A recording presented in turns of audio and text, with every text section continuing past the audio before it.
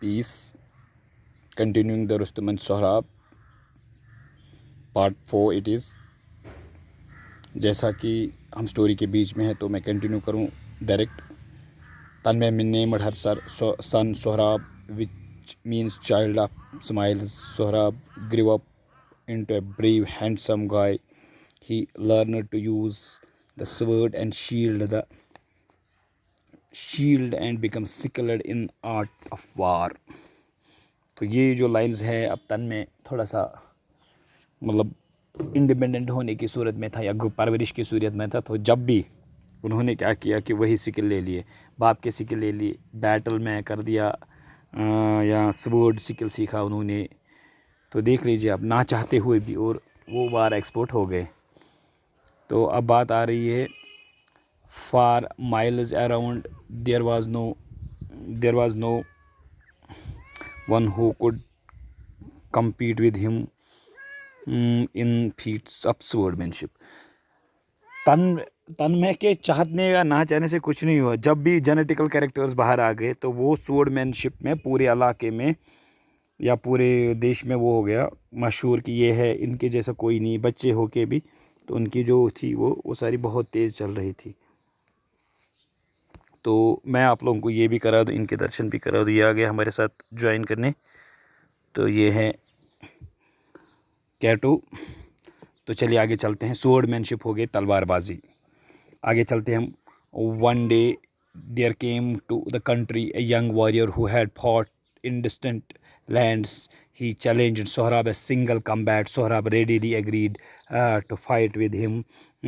As they were getting ready for the combat, the young soldier said to Sohrab, "Before we fight, tell me your parentage." तो यहाँ पे एक अलग सी चकित करने वाली स्थिति आ जाती है। अब सोहराब मशहूर हो गया था स्वॉर्डमैनशिप के। तो एक दिन ऐसा हुआ कि उनको एक मतलब एक व्यक्ति आ गए, दूर से आ गए, तो उन्हें चैलेंज किया फ़ाइट के लिए। तो सोहराब रेडी हो गए एकदम से। लेकिन यहाँ पे ये एपिसोड हो जाता है कि अब वो दोनों हो गए रेडी जंग के लिए। तो अब जंग के मैदान में क्या हो गया, जंग के मैदान में अब वो लड़ते। लेकिन उनने क्या किया, जब जंग स्टार्ट हो गया तो उन्होंने कहा अपने, तो सही में लड़ना चाहता है तो अपने बाप का नाम बता। तो यहाँ पे ये चीज़ गौर करने वाली है कि सोहराब को आज तक अपने बाप का नाम ही नहीं पता।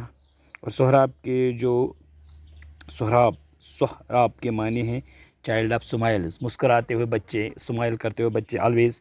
तो उनको था ही नहीं पता। तो ये अब देख लीजिए, ये तो उनके ईगो को टच करने वाली बात हो गई। मैं लड़ूंगा आपसे बिल्कुल, लेकिन हमें बाप का नाम तो बताओ।